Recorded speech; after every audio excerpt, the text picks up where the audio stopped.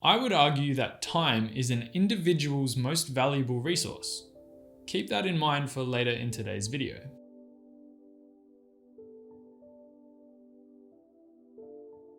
Welcome back to my channel. My name is Reece, and in today's video, I'm going to be doing a self-reflection. The topic is unfulfilled potential.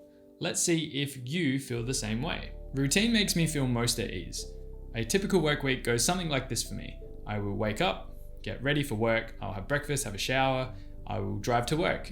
COVID, I haven't really needed to drive that often, so it's been nice, but usually it's a 40-minute drive to work. I'll then work a full work day. Drive home, and on my way home, I'll stop at the gym, which could be a 45-minute to an hour-and-a-half workout depending on what I'm training. Then I come home, do any jobs required to basically get ready for the night, such as eating dinner, and then I will pretty much have anywhere between 3 and 5 hours of downtime. On weekends, I find myself playing catch up where I will do jobs that I had to put on hold because they might have been too big for my downtime during the weekdays. And I'll basically make sure that all of that gets done, or anything required gets done, so that the following week runs smoothly. If I'm fortunate enough to do those jobs, I'll then have some downtime, which I put some effort into a side hobby. I might relax, I might read a book, I might just do something for fun. Then the cycle repeats. Since I finished university and now have been dropped into the world, and I've actually started working in the career that I chose to do, I've now started basically familiarizing myself with the common aspects of society that is expected upon any person who joins the workforce and kind of starts to gain independence from their parents and from their living status with their parents and things like that. I am now definitely falling into these categories at the age of 26, which might be a little bit old for some people, it might be young for others. But the point is, I'm definitely familiarizing myself with this aspect of the world. And what I've noticed is one of two things happens with people. So some people neglect their responsibilities that society puts on their shoulders, and they substitute it with like a fun exercise or something that distracts them from having to basically deal with that responsibility. An example might be mowing their lawn or doing the gardening to keep it maintained. It's just a small example, but it's a good example. Others are very structured. People are constantly doing things kind of like myself, where a job is never finished, and once I do finish the job, like I wash my car maybe once a month because I like to have my car nice and clean. Realistically, it's going to get dirty again within a month, and the cycle continues. People, I've noticed, either fall into one of these categories, and then when they're in these categories, there's like a ratio as to how bad it affects them. What I have realized is eventually things like jobs at home, bills, work, life anomalies, or unexpected events that happen start to pile up. They start to hit, they can come at any time. And it's the type of thing that puts extra load on people. And the outcome from this is that it takes up more of their time to deal with these things, basically keeping them in this forever lasting loop to survive and live their standard day-to-day lives. 100% of their time is pretty much taken where they're just consistently doing something, not necessarily putting time towards things that are important to them, but things that they think they need to do, or they actually do need to do in order to survive. Now, to set the scene, I myself am someone who tries my best to do the best that I possibly can.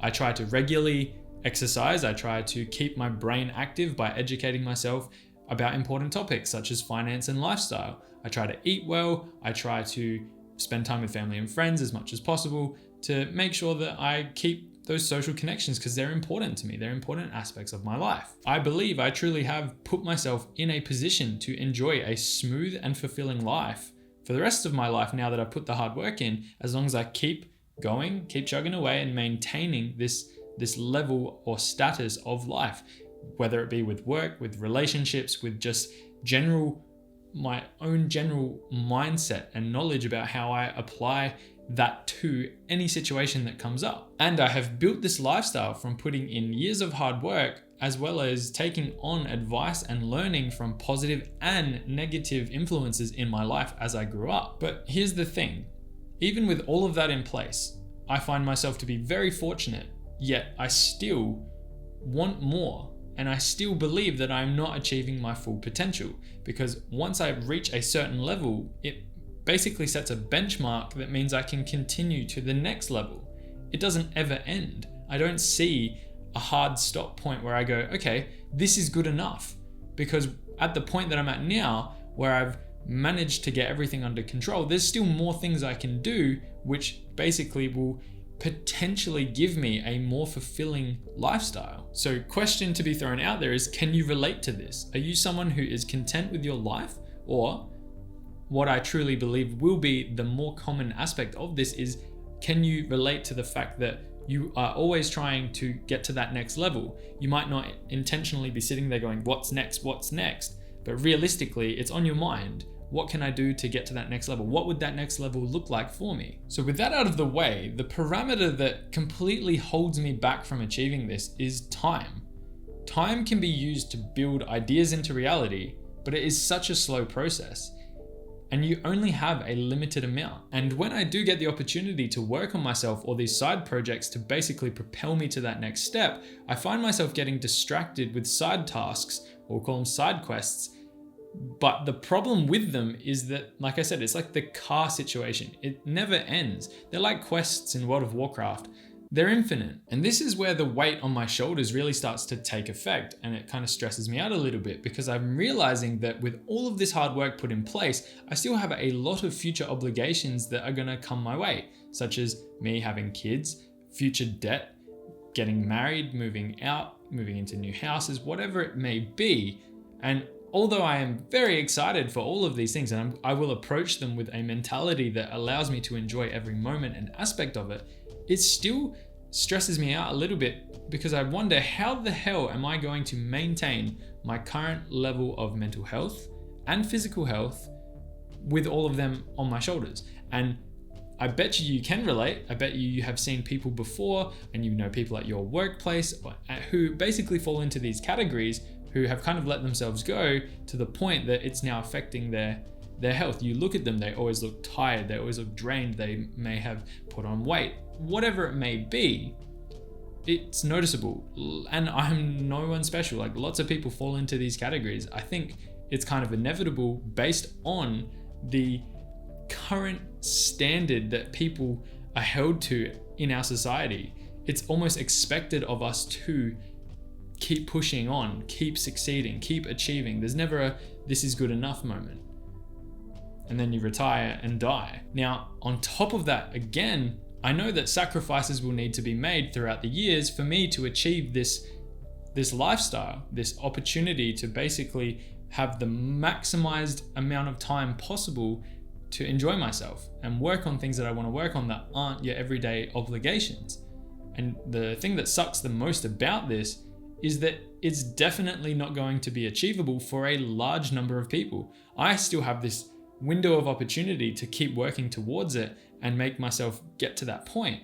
But I know lots of people who are well past that threshold, who, as harsh as it is to say, they're in this forever loop that's never going to change. And it may be their fault, it may not be their fault. It's not the point, it's just that they're there. And that sucks, knowing that one day I myself may fall into that too.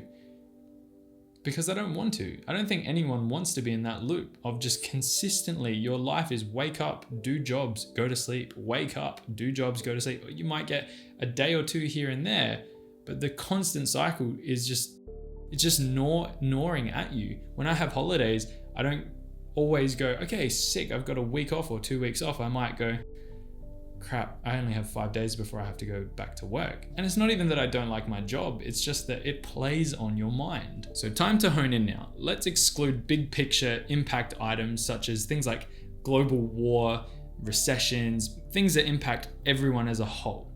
We're gonna hone in just on like the individual situation right now. If I am someone who is doing everything within my power to live a balanced, healthy, and fulfilling lifestyle, and I am succeeding, but following a very, very specific path or very strict path, how the hell does someone maintain that moving forward? I recently read something that I really liked.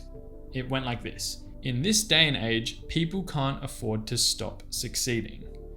I thought about it for a while, and I tried to put myself into the category. Do I fit the category of someone who has stopped succeeding? Or am I still in the category of someone who can't afford to stop succeeding? Both of these situations suck. And that's why I really liked it, because it was a double whammy. One is basically you have plateaued and failed. You've stopped succeeding. Damn. The other is constant pressure to continuously improve and get better and better and better and better at your life, to the point that it just, again, never ends. I really like this statement because it was well thought out, and it basically gave you perspective of it doesn't matter either way. The outcomes both suck. Chasing success is draining, and it comes with a price. I burn out regularly. I am someone who works really hard to continuously improve and achieve, and I find myself constantly burning out, which is concerning. On the other hand, kicking back, relaxing, and just kind of enjoying yourself and not really worrying about moving forward and progressing is easy, but it comes with a price later in life. You see lots of people who didn't put plans in place, and basically anywhere between the following decade to their retirement, you see them struggling to make ends meet. Not everyone is different, every situation is different, but if you were to argue that that does not happen, even in Australia, a country where we have a very, very good system to assist everyone in times of hardship and need, it's still incredibly obvious that not every single person is going to reach this end goal, and people will struggle at different points in their life. Kicking back will just accelerate that. Not putting in the effort will just accelerate that. Success can only be perceived by you. It is up to you to determine and gauge what it means to you. You might have a savings goal for the year. You might want to master a skill, or you might just want to get out of the house more. Set yourself up to move towards succeeding every single day. Take a step. It might start by just reading 10 pages of a book each day. Do something that's doable. Make the most of your time, because eventually, even if you don't succeed, you can say that you tried. But I guarantee that as you start to get into these routines, whether it be trying to lose weight by going to a gym and exercising more, or just eating more healthily, it will compound eventually. It does work. It pays off.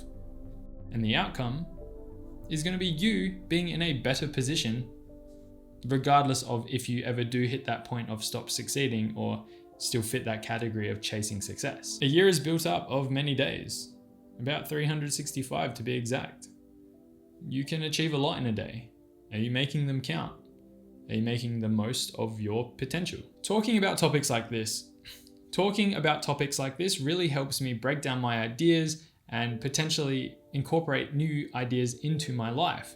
It gives me perspective of what I could be doing to achieve more, and it gives me motivation to not let this fear of mine basically consume me. It motivates me to not let familiarity, I'm going with it, stop me from achieving my full potential. I encourage you to start working towards achieving your goals by taking baby steps, one step at a time, and then coming back and reflecting on your progress in, let's say, a year's time. See how you went, see what you did that went well, see what didn't go well, and build from there. For now, I'm going to leave it at that. Enjoy your day, enjoy your week. I hope that you enjoyed the video. If you did, please consider liking and subscribing. It really does help the channel grow, and I will see you in the next video.